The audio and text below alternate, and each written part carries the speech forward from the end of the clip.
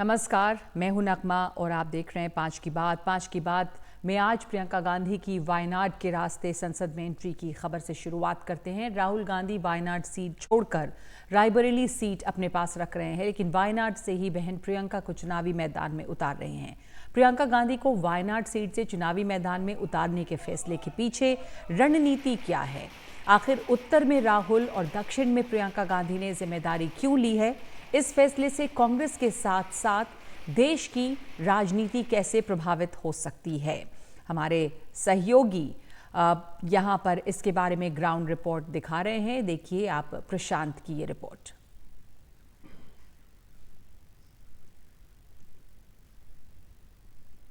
बड़े सोच समझ के हमने ये तय करा कि वायनाड से खाली सीट पे प्रियंका जी लड़ना चाहिए। ये अनुमान तो पहले से ही था कि वायनाड सीट पर प्रियंका ही लड़ेंगी। कांग्रेस ने इस पर मुहर भी लगा दी। अगर प्रियंका गांधी वायनाड लोकसभा सीट से चुनाव जीतती हैं, तो गांधी परिवार का तीसरा व्यक्ति संसद पहुंच जाएगा।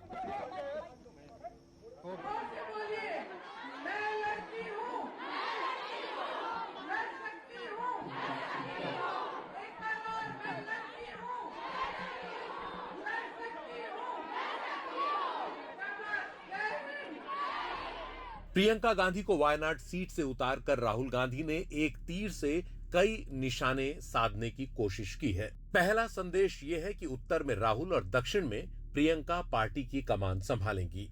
जब जब उत्तर भारत में गांधी परिवार को झटका लगा, दक्षिण भारत में उसे सहारा मिला। 1977 में लोकसभा चुनाव में कांग्रेस पार्टी को करारी हार का सामना करना पड़ा था।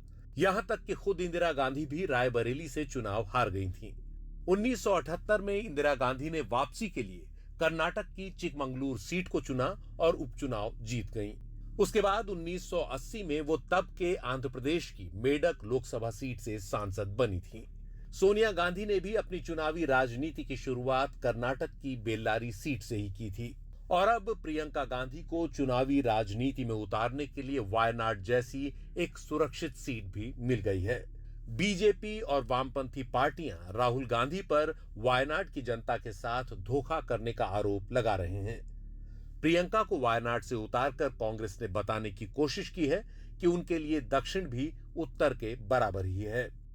रायबरेली सोनिया गांधी छोड़ दिया था, तो अब वहाँ से अगर जीता वहाँ छोड़ देते तो कांग्रेस का जो भविष्य में जो प्लान है उस प्लान में मुश्किल हो जाता। शायद इसके लिए राहुल गांधी शायद ये तय कर लिया होगा अभी यूपी में हिंदी बेल्ट में कांग्रेस का संगठन कैसे बढ़ाया जाए।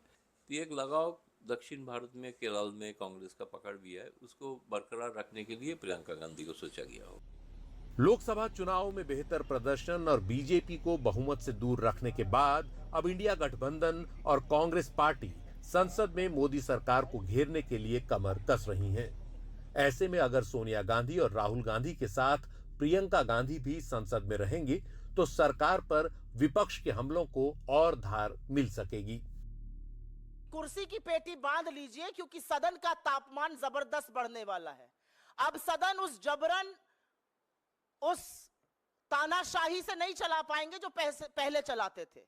कोई फर्क नहीं पड़ता स्पीकर कौन बने और डिप्टी स्पीकर कौन बने। राहुल गांधी के 14 मिनट के वक्तव्य में 11 मिनट आपको स्पीकर अब नहीं दिखेंगे, ये मैं आपको कह सकती हूँ, और ये लोकतंत्र की ताकत है। कांग्रेस जो एक मजबूत पक्ष के रूप में आ रही है। आज कोई कांग्रेस को सुरक्षा की भावना नहीं है और उसका सबसे बड़ी जो मजबूती जो है उसका केंद्र जो है वो प्रियंका गांधी है। प्रियंका गांधी अहमद पटेल के रूप में भी होंगी, एक प्रचारक के रूप में भी होंगी, राहुल गांधी के सहयोगी। लोकसभा में जैसे बंदूक का कहते हैं डबल बैरल अटैक जो है वो नरेंद्र मोदी और उनकी सरकार के ऊपर होगा। तो कांग्रेस जन में इस समय बहुत उत्साह का माहौल है। उन्हें लग रहा है कि अब जो है नेहरू गांधी परिवार जो उखड़ रहा था राजनीतिक रूप से, वो फिर से वापसी की है और जम गया है। I love every single person in Wayanad. और जैसी की संभावना थी, राहुल गांधी ने अपने लिए रायबरेली सीट रखने का फैसला कर लिया। गांधी परिवार की इस परंपरागत सीट को अपने पास रखकर राहुल ने जता दिया है कि उत्तर प्रदेश को पार्टी कितनी अहमियत दे रही है। उत्तर प्रदेश में पार्टी अपनी खोई जमीन फिर से वापस पाने की कोशिश में है। कांग्रेस के सबसे बड़े नेता की प्रदेश में मौजूदगी कार्यकर्ताओं के लिए जोश का काम करेगी। रायबरेली गांधी परिवार की परंपरागत सीट मानी जाती है। राहुल गांधी के यहां से सांसद बन जाने से सीट पर गांधी परिवार की विरासत अब और आगे बढ़ सकेगी। साथ ही बगल के अमेठी सीट पर भी नजर रहेगी, जिसको कांग्रेस ने 5 साल पहले एक बार गंवा दिया था, लेकिन इस बार अपने ही एक कार्यकर्ता के जरिए ये सीट उन्होंने बीजेपी से फिर छीन ली है।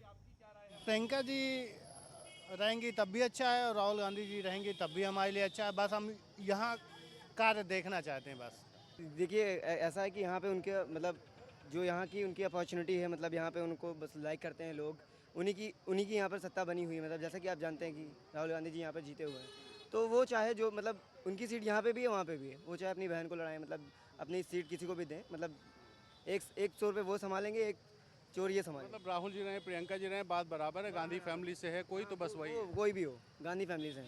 प्रियंका गांधी और राहुल गांधी से कोई फ़र्क नहीं है, क्योंकि कांग्रेस तो मतलब दोनों है ना भाई बहन, तो उससे कोई फ़र्क नहीं पड़ेगा। कांग्रेस 10 साल बाद थोड़ी बेहतर स्थिति में दिख रही है।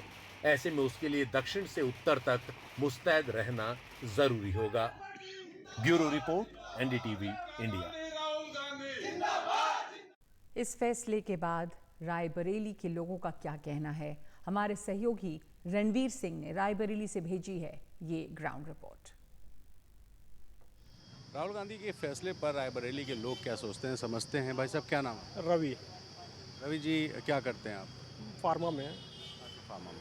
तो ये बताइए, कल राहुल गांधी जी का एक फैसला ये हुआ कि अब वो रायबरेली से ही सांसद रहेंगे और प्रियंका जी वायनाड से चुनाव लड़ेंगी। ये फैसला कैसा लगा? बढ़िया है। रायबरेली तो उससे पुरानी सीट है, कांग्रेस का गढ़ रहा है ये, तो राहुल जी आए, कुछ ना कुछ बेहतर होना चाहिए रायबरेली के लिए, और उम्मीद करते हैं कुछ बेहतर करेंगे वो।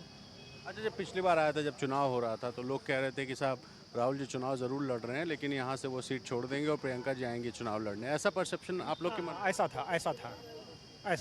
आप लोग भी यही सोचते थे? हाँ, फिलहाल हम लोग भी यही सोच रहे थे कि हो सकता है रायबरेली विड्रॉ करते हैं और वायनाड को ही रखें, बट अच्छा रहा कि वो आए, इनकी पुरानी सीट रही है, परंपरागत सीट रही है, तो उम्मीद करते हैं कुछ बेहतर करना चाहिए। प्रियंका जी चुनाव लड़ती तो कैसा रहता? तो इनसे ज़्यादा बेहतर होता है। हाँ, वजह जैसा कि अमेठी में इनका कार्यकाल रहा है, जिसको हम लोगों ने देखा है, बहुत अच्छा डेवलपमेंट नहीं रहा है। बेसिक इंफ्रास्ट्रक्चर आज भी वहाँ का उसी तरह रहा है, तो उम्मीद करते थे कि अगर प्रियंका गांधी आती तो हो सकता तो इनसे बेहतर होती। प्रियंका जी रहेंगी तब भी अच्छा है और राहुल गांधी जी रहेंगी तब भी हमारे लिए अच्छा है। बस हम यहाँ कार्य देखना चाहते हैं। बस हाँ भैया, आप क्या सोचते हैं? सेम कंडीशन रहती भैया, अगर कांग्रेस में जैसे कांग्रेस ही रहनी चाहिए, जैसे कि प्रियंका रहे या राहुल रहे, सेम कंडीशन रहती है। बट अकॉर्डिंग टू पास्ट तो अच्छा काम हुआ है, बट फ्यूचर में भी लग रहा है होगा कुछ ना कुछ। अच्छा, ये सोनिया गांधी जब आई थी यहाँ पे, उन्होंने कहा मैं आपको अपना बेटा सौंप रही हूँ, इससे एक इमोशनल कनेक्ट बढ़ गया क्या रायबरेली के लोगों का कांग्रेस? ऐसा नहीं, इमोशनल तो कनेक्शन तो पुराना ही है, और जैसा कि रायबरेली में दिख ही रहा है पहले कितना बेहतर काम हुआ है, और गवर्नमेंट के ऊपर डिपेंड होता है। अगर अपनी गवर्नमेंट रहती तो कुछ ना कुछ से भी डिपेंडेंट होता है।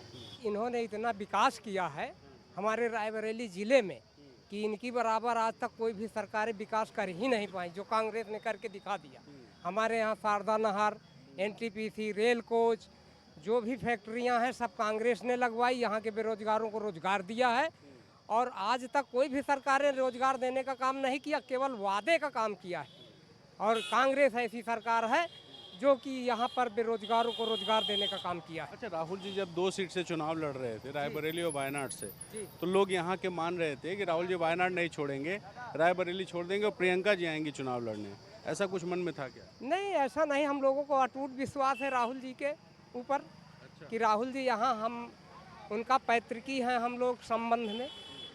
ऐसे प्रियंका जी चुनाव लड़ती तो कैसा रहता? बहुत अच्छा होता, वो भी अच्छा होता। दोनों, राहुल हो या प्रियंका हो, दोनों अच्छे हैं।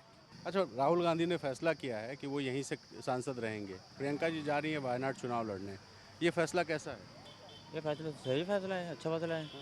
जिस प्रियंका जी चुनाव लड़ती तो कैसा रहता? जिस तरह से लोगों ने उनको वोट दिया, सपोर्ट किया, सही है। प्रियंका जी लड़ती तो उनके लिए थोड़ा मुश्किल होती। मुश्किल हो जाती जी, थोड़ा मुश्किल होती, ज़्यादा नहीं।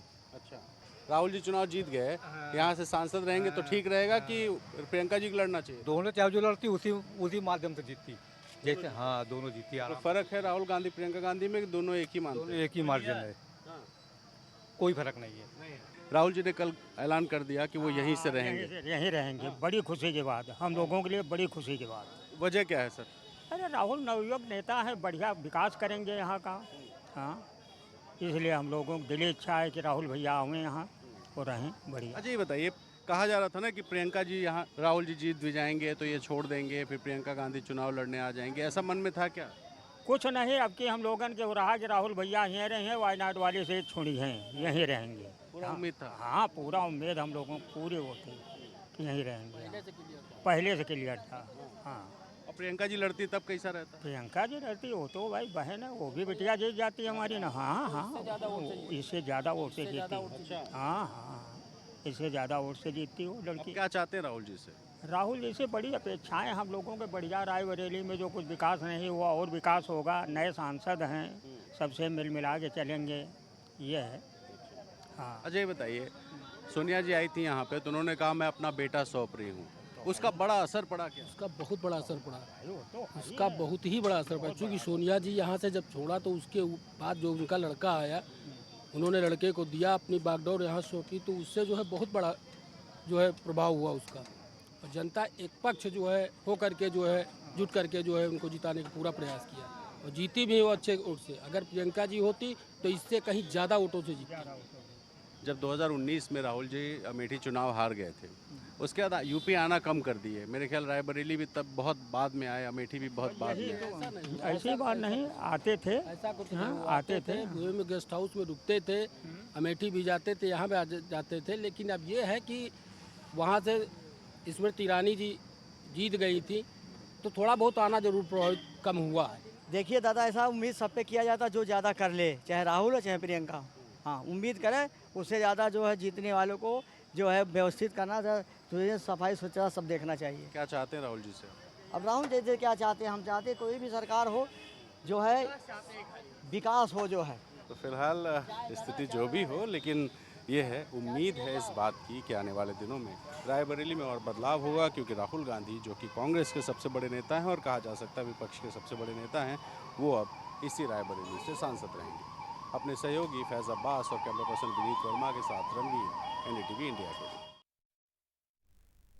प्रधानमंत्री नरेंद्र मोदी वाराणसी पहुंच गए हैं। प्रधानमंत्री मोदी किसान सम्मान सम्मेलन में भाग ले रहे हैं। प्रधानमंत्री इस चुनाव के नतीजों के बाद पहली बार वाराणसी गए हैं और इस वक्त वहां पर उत्तर प्रदेश के मुख्यमंत्री योगी आदित्यनाथ लोगों को संबोधित कर रहे हैं। परिणाम हम सबको देखने को हर स्तर पर मिल रहे हैं और इस अवसर पर जब तीसरी बार प्रधानमंत्री पद की शपथ आदरणीय मोदी जी ने ली, तो उन्होंने सबसे पहला कार्य और सबसे पहले किसी एक फाइल पर हस्ताक्षर किया तो वह था पुनः अन्नदाता किसानों के लिए समर्पित। और आज देश के करोड़ों किसानों को प्रधानमंत्री मोदी जी के द्वारा प्रधानमंत्री किसान सम्मान निधि की इस नई सौगात के साथ इस नए अभियान का शुभारंभ होने जा रहा है। मैं इस अवसर पर उनके प्रति हृदय से कृतज्ञता ज्ञापित करते हुए आभार व्यक्त करता हूं। बहनों और भाइयों, हम सब ने बदलती हुई काशी को देखा है, एक काशी जो आज एक नए कलेवर और नई काया के साथ अपनी आध्यात्मिक और सांस्कृतिक पहचान को बनाए रखते हुए। तो इस समय उत्तर प्रदेश के मुख्यमंत्री योगी आदित्यनाथ बोल रहे हैं। किसान सम्मान सम्मेलन में हिस्सा लेने के लिए प्रधानमंत्री नरेंद्र मोदी वहां पर पहुंचे हैं और ये इस चुनाव नतीजे के बाद पहली बार है कि प्रधानमंत्री वाराणसी अपनी कॉन्स्टिट्यूंसी में गए हैं। आगे प्रधानमंत्री का भी भाषण होगा। इस समय 5 की बात में एक ब्रेक।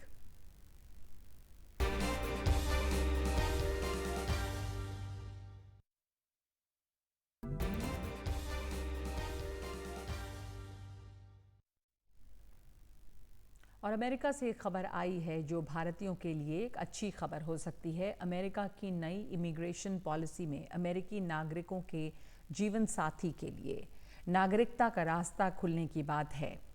ये कहा जा रहा है कि इससे भारत के महिला पुरुषों को काफ़ी फायदा हो सकता है। इस पर और जानकारी दे रही हैं कादम्बनी शर्मा। इमिग्रेशन पर अमेरिकी राष्ट्रपति जो बाइडेन एक नया नियम ला रहे हैं। इस नियम से वैसे तो कई लाख लोगों को फायदा होगा, लेकिन इसमें काफी भारतीय भी हैं जिनको फायदा हो सकता है। क्या है ये नियम? ये नियम ये है कि जिससे अमेरिकी जो वहां पर रह रहे हैं, जो अनडॉक्यूमेंटेड हैं, जिनके कागजात नहीं है, ऐसे अगर पति पत्नी अमेरिकियों के वहां पर रह रहे हैं अमेरिका में, तो उनको परमानेंट रेजिडेंसी देने की तरफ ये एक कदम है। व्हाइट हाउस के मुताबिक परमानेंट रेजिडेंसी के लिए नियमों में कोई ढील नहीं दी जा रही है, बल्कि पूरी प्रक्रिया को स्ट्रीमलाइन किया जा रहा है। जो पहले से इसके लिए क्वालिफाई करते हैं उन्हीं के लिए ये है। पहले ये नियम था कि इसके लिए अप्लाई करने के लिए, परमानेंट रेजिडेंसी के लिए अप्लाई करने के लिए देश छोड़ना होता था, उसके बाद अप्लाई करना होता था। लेकिन अब ये नियम जो है, नए नियम के तहत ये नहीं होगा। नए नियम उन पर लागू होंगे जो 10 साल से अमेरिका में हैं, जिनकी शादी किसी अमेरिकी नागरिक से 17 जून 2024 के पहले हुई हो। अधिकारियों के मुताबिक इस नए नियम से करीब 5 लाख लोगों को फायदा होगा। अमेरिकी नागरिकों के 50,000 के करीब जो सौतेले बच्चे हैं उनको भी फायदा होगा, जिनको रहने की हरी झंडी भी मिलेगी इन सभी लोगों को। और इसका ये मतलब होगा कि वो काम के लिए, नौकरी के लिए भी अप्लाई कर पाएंगे, और जब वो अर्जी दे रहे हैं उस वक्त भी वो 3 साल तक वो रह सकेंगे वहां पर। ग्रीन कार्ड मिलने के बाद में नागरिकता के लिए भी अप्लाई किया जा सकता है। वैसे तो इसका सबसे ज्यादा फायदा हिस्पैनिक्स को होगा, यानी कि लैटिन अमेरिकन देशों से जो वहां जाकर रह रहे हैं, जैसे क्यूबा, मेक्सिको, प्यूर्टो रिको मूल के जो लोग वहां पर मौजूद हैं अमेरिका में, उनको सबसे ज्यादा फायदा होगा। लेकिन इसमें कई भारतीय भी हैं जिनको फायदा होगा। बाइडेन प्रशासन का ये कहना है कि कई सालों में ये सबसे कड़ा और निष्पक्ष सुझाव है। असल में बाइडेन एडमिनिस्ट्रेशन जो है वो इमिग्रेशन को लेकर कई जो चुनौतियां हैं वो झेल रहा है। हालांकि ट्रंप जो है उनके तरफ से सभी इमिग्रेंट को इलीगल इमिग्रेंट बताया जाता है, लेकिन यहाँ पर बाइडेन एडमिनिस्ट्रेशन एक ज्यादा मानवीय लेकिन एक फेयर और बैलेंस्ड अप्रोच लेके चलता है यहाँ पर दिखना चाहते हैं। और ठीक चुनाव के पहले जब वो इस तरह का नियम ला रहे हैं तो निश्चित तौर पर चुनाव में भी फायदा आगे हो सकता है। दिल्ली से कादम्बिनी शर्मा, एनडीटीवी इंडिया। तो ये एक अच्छी खबर हो सकती है भारत के लोगों के लिए। और इस वक्त आपको वापस खबर दे दें वाराणसी से, वहाँ पर प्रधानमंत्री मोदी पहुँचे हैं और एक किसान सम्मान सम्मेलन में वो भाग ले रहे हैं। आप देख रहे हैं इस वक्त वाराणसी से सीधी तस्वीरें, बड़ी तादाद में वहाँ पे लोग जमा हैं और प्रधानमंत्री मोदी इस वक्त कृषि सखी को सर्टिफिकेट दे रहे हैं। एक ब्रेक के बाद लौटते हैं।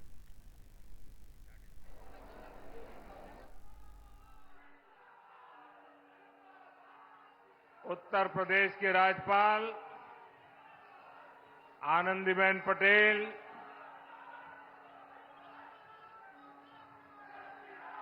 मुख्यमंत्री श्रीमान योगी आदित्यनाथ, केंद्रीय मंत्रिमंडल के मेरे सहयोगी शिवराज सिंह चौहान, भागीरथ जी चौधरी, उत्तर प्रदेश के उप मुख्यमंत्री केशव प्रसाद मौर्य, ब्रजेश पाठक, विधान परिषद के सदस्य और भारतीय जनता पार्टी के अध्यक्ष श्री भूपेंद्र चौधरी जी, प्रदेश सरकार के अन्य मंत्रीगण, जनप्रतिनिधिगण और विशाल संख्या में आए हुए मेरे किसान भाई बहन, काशी के मेरे परिवारजनों,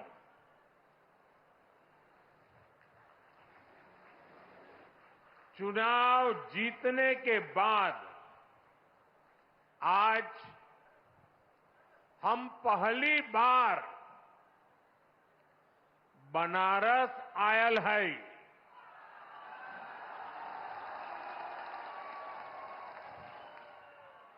काशी के जनता जनार्दन के हमार प्रणाम।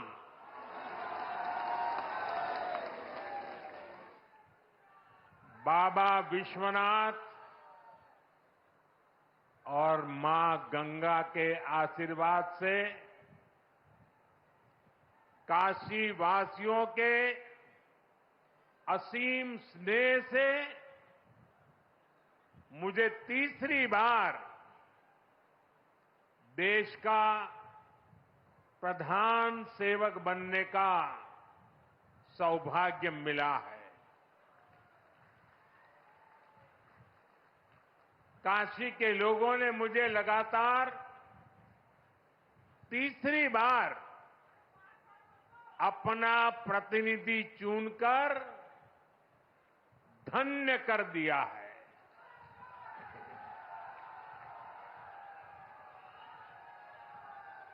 अब तो मां गंगा ने भी जैसे मुझे गोद ले लिया है, मैं यहीं का हो गया हूं।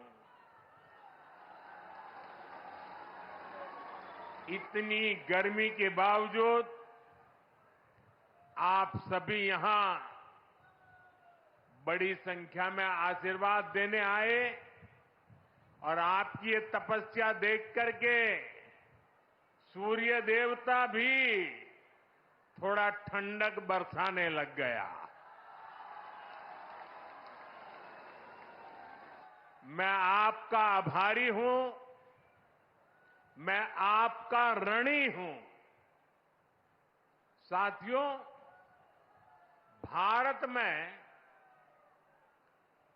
18वीं लोकसभा के लिए हुआ ये चुनाव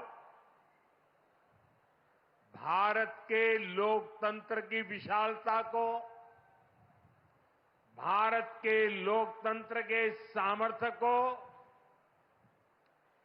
भारत के लोकतंत्र की व्यापकता को,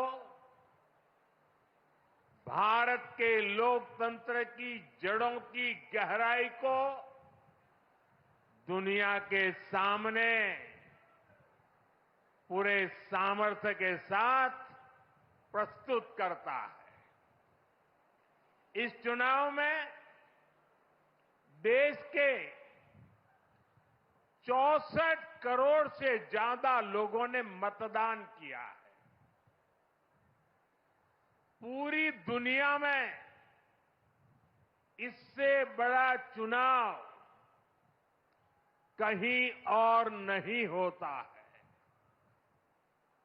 जहां इतनी बड़ी संख्या में लोग वोटिंग में हिस्सा लेते हैं। अभी मैं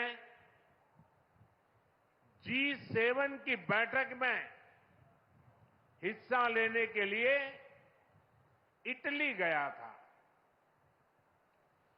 G7 के सारे देशों के सारे मतदाताओं को मिला दे तो भी भारत के वोटर्स की संख्या उनसे 1.5 गुना ज्यादा है।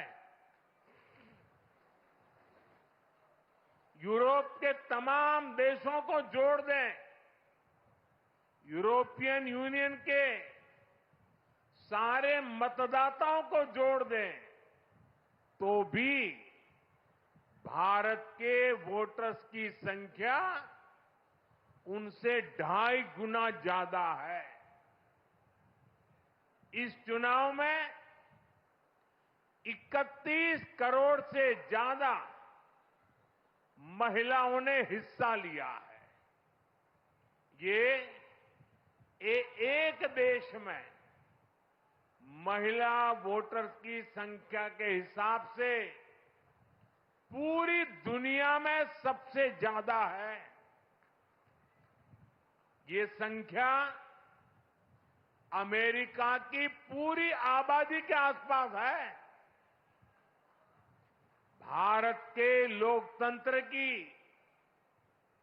यही खूबसूरती, यही ताकत पूरी दुनिया को आकर्षित भी करती है, प्रभावित भी करती है।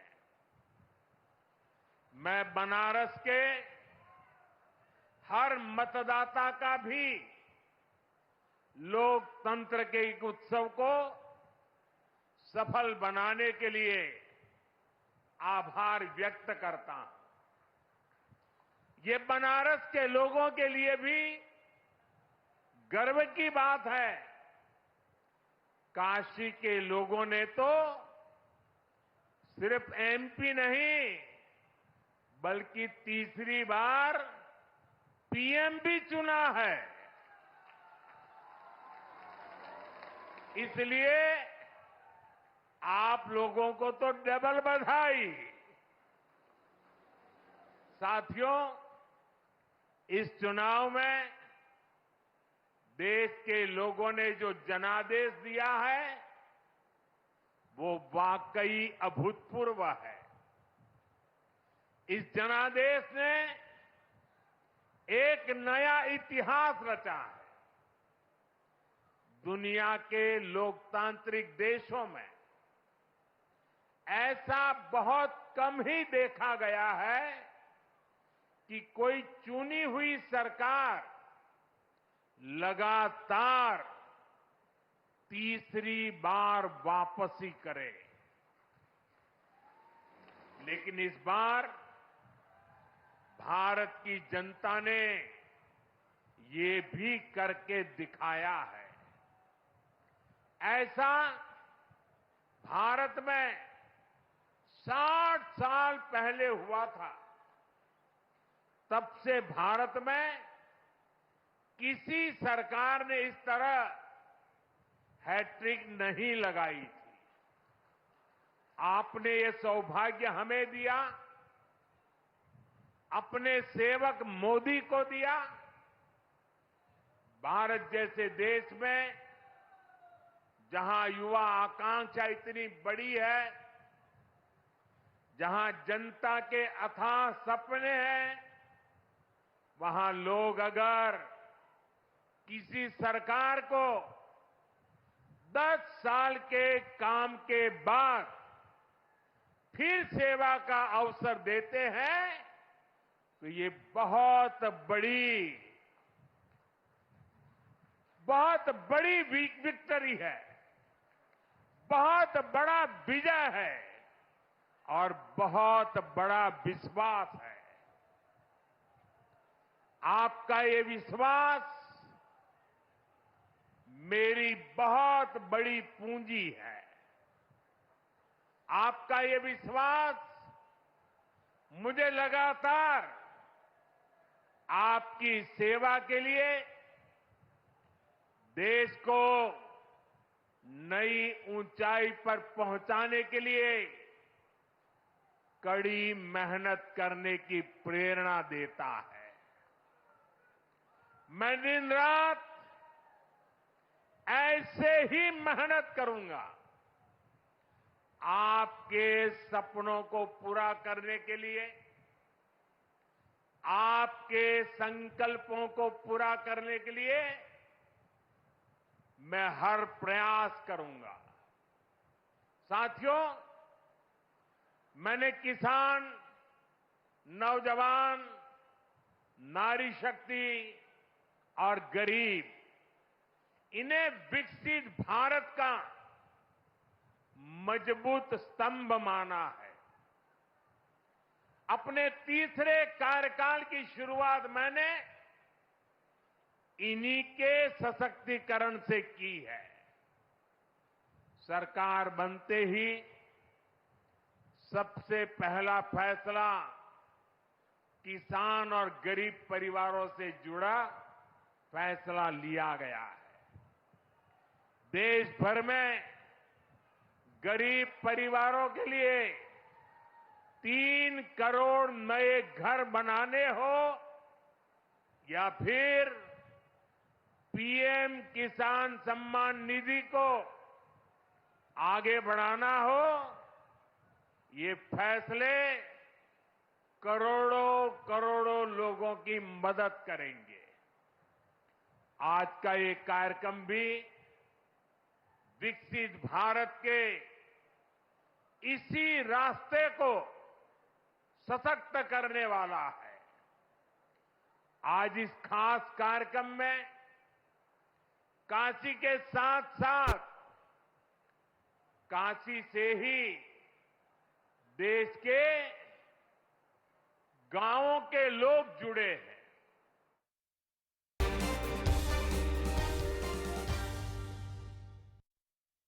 थोड़ी देर पहले ही देश भर के करोड़ों किसानों के बैंक खाते में पीएम किसान सम्मान निधि के 20,000 करोड़ रुपए पहुंचे हैं। आज 3 करोड़ बहनों को लखपति दीदी बनाने की तरफ भी बहुत बड़ा कदम उठाया गया है। कृषि सखी के रूप में बहनों की नई भूमिका उन्हें सम्मान और आय के नए साधन दोनों सुनिश्चित करेंगे। मैं अपने सभी किसान परिवारों को, माताओं बहनों को बहुत बहुत शुभकामनाएं देता हूं। साथियों, पीएम किसान सम्मान निधि आज दुनिया की सबसे बड़ी डायरेक्ट बेनिफिट ट्रांसफर स्कीम बन चुका है। अभी तक देश के करोड़ों किसान परिवारों के बैंक खाते में 3.25 लाख करोड़ रुपए जमा हो चुके हैं। यहां वाराणसी जिले के किसानों के खाते में भी 700 करोड़ रुपए जमा हुए हैं। मुझे खुशी है कि पीएम किसान सम्मान निधि में सही लाभार्थी तक लाभ पहुंचाने के लिए टेक्नोलॉजी का बेहतर इस्तेमाल हुआ है। कुछ महीने पहले ही विकसित भारत संकल्प यात्रा के दौरान भी 1 करोड़ से अधिक किसान इस योजना से जुड़े हैं। सरकार ने पीएम किसान सम्मान निधि का लाभ पाने के लिए कई नियमों को भी सरल किया है। जब सही नीयत होती है, सेवा की भावना होती है, तो ऐसे ही तेजी से किसान हित के, जनहित के काम होता है। भाइयों और बहनों, 21वीं सदी के भारत को दुनिया की तीसरी बड़ी आर्थिक ताकत बनाने में पूरी कृषि व्यवस्था की बड़ी भूमिका है। हमें वैश्विक रूप से सोचना होगा, ग्लोबल मार्केट को ध्यान में रखना होगा। हमें दलहन और तिलहन में आत्मनिर्भर बनना है और कृषि निर्यात में अग्रणी बनना है। अब देखिए, बनारस का लंगड़ा आम, जौनपुर की मूली, गाजीपुर की भिंडी, ऐसे अनेक उत्पाद आज विदेशी मार्केट में पहुंच रहे हैं। वन डिस्ट्रिक्ट वन प्रोडक्ट और जिला स्तर पर एक्सपोर्ट हब बनने से एक्सपोर्ट बढ़ रहा है और उत्पादन भी एक्सपोर्ट क्वालिटी का होने लगा है। अब हमें पैकेज फूड के ग्लोबल मार्केट में देश को नई ऊंचाई पर ले जाना है और मेरा तो सपना है कि दुनिया की हर डाइनिंग टेबल पर भारत का कोई न कोई खाद्यान्न या फूड प्रोडक्ट होना ही चाहिए। इसलिए हमें खेती में भी जीरो इफेक्ट, जीरो डिफेक्ट वाले मंत्र को बढ़ावा देना है। मोटे अनाज, श्री अन्न का उत्पादन हो, औषधीय गुण वाली फसल हो या फिर प्राकृतिक खेती की तरफ बढ़ना हो, पीएम किसान समृद्धि केंद्रों के माध्यम से किसानों के लिए एक बड़ा सपोर्ट सिस्टम विकसित किया जा रहा है। भाई और बहनों, यहां इतनी बड़ी संख्या में हमारी माताएं बहनें उपस्थित हैं। माताओं बहनों के बिना खेती की कल्पना भी असंभव है। इसलिए अब खेती को नई दिशा देने में भी माताओं बहनों की भूमिका का विस्तार किया जा रहा है। नमो ड्रोन दीदी की तरह ही कृषि सखी कार्यक्रम ऐसा ही एक प्रयास है। हमने आशा कार्यकर्ता के रूप में बहनों का काम देखा है। हमने बैंक सखियों के रूप में डिजिटल इंडिया बनाने में बहनों की भूमिका देखी है। अब हम कृषि सखी के रूप में खेती को नई ताकत मिलते हुए देखेंगे। आज 30,000 से अधिक सहायता समूहों को कृषि सखी के रूप में प्रमाण पत्र दिए गए हैं। अभी 12 राज्यों में ये योजना शुरू हुई है। आने वाले समय में पूरे देश में हजारों समूहों को इससे जोड़ा जाएगा। ये अभियान 3 करोड़ लखपति दीदियां बनाने में भी मदद करेगा। भाई और बहनों, पिछले 10 वर्षों में काशी के किसानों के लिए केंद्र सरकार ने और राज्य सरकार ने, पिछले 7 साल से राज्य सरकार को मौका मिला है, पूरे समर्पण भाव से काम किया है। काशी में बनास डेयरी संकुल की स्थापना हो, किसानों के लिए बना पेरिसेबल कार्गो सेंटर हो, विभिन्न कृषि शिक्षा एवं अनुसंधान केंद्र हो या इंटीग्रेटेड पैक हाउस हो, आज इन सब के कारण काशी और पूर्वांचल के किसान बहुत मजबूत हुए हैं, उनकी कमाई बढ़ी है। बनास डेयरी ने तो बनारस और आसपास के किसानों और पशुपालकों का भाग्य बदलने का काम किया है। आज ये डेयरी हर रोज करीब 3 लाख लीटर दूध जमा कर रही है। अकेले बनारस के ही 14,000 से ज्यादा पशुपालक, ये हमारे परिवार इस डेयरी के रजिस्टर्ड हो चुके हैं। अब बनास डेयरी अगले 1-1.5 साल में काशी के ही 16,000 और पशुपालकों को अपने साथ जोड़ने जा रही है। बनास डेयरी आने के बाद बनारस के अनेकों दूध उत्पादकों की कमाई में भी 5 लाख रुपए तक की वृद्धि हुई है। हर साल किसानों को बोनस भी दिया जा रहा है। पिछले साल भी 100 करोड़ रुपए से ज्यादा का बोनस पशुपालकों के बैंक खाते में भेजा गया था। बनास डेयरी अच्छी नस्ल की गीर और साहिवाल गायों को भी किसानों को दे रही है। इससे भी उनकी आमदनी बढ़ी है। साथियों, बनारस में मछली पालकों की आय बढ़ाने के लिए भी हमारी सरकार लगातार काम कर रही है। पीएम मत्स्य संपदा योजना से सैकड़ों किसानों को लाभ हो रहा है। उन्हें अब किसान क्रेडिट कार्ड की भी सुविधा मिल रही है। यहां पास में चंदौली में करीब 70 करोड़ की लागत से आधुनिक फिश मार्केट का निर्माण भी किया जा रहा है। इससे भी बनारस के मछली पालन से जुड़े किसानों को मदद मिलेगी।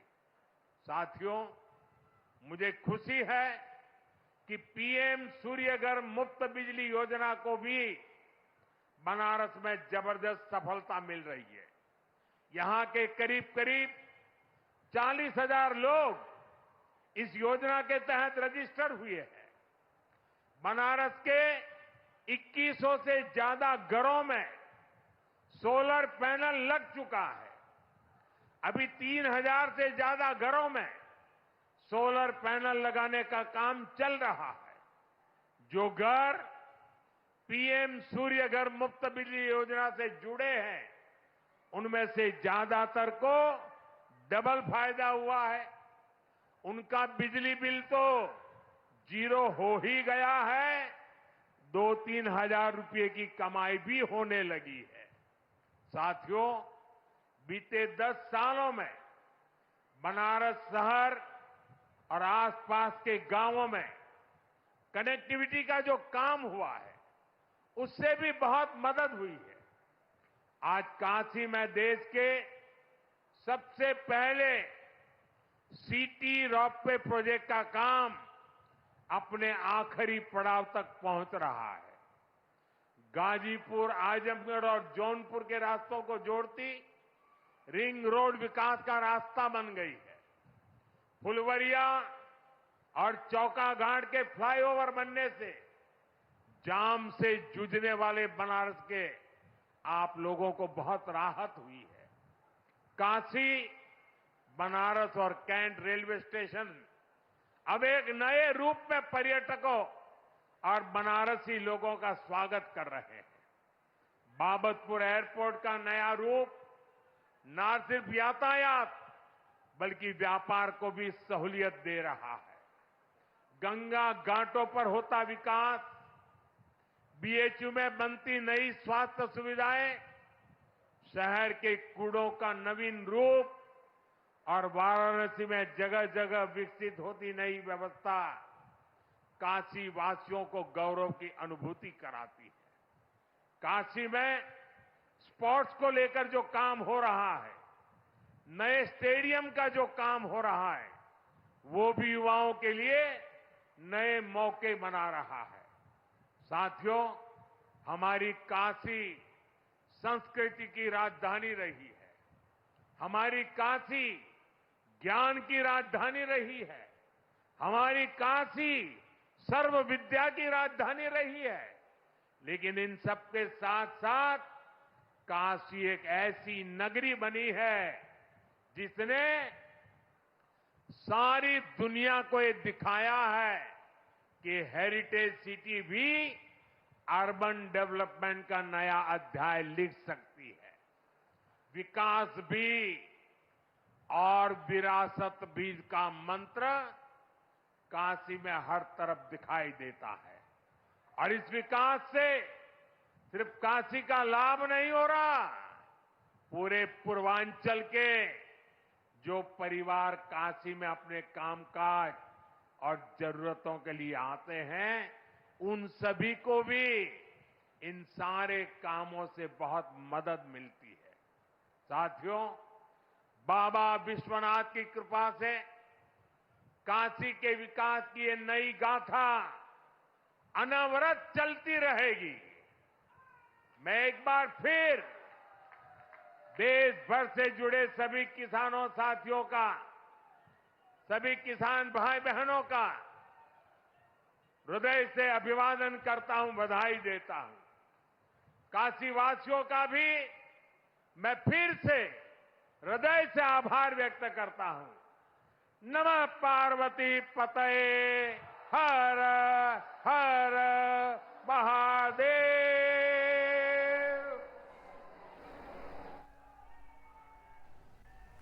वाराणसी में प्रधानमंत्री मोदी मौजूद हैं। कहा कि काशी के लोगों ने तीसरी बार भी मुझे प्रधानमंत्री चुना और शुरुआत में उन्होंने काशी के लोगों का धन्यवाद दिया।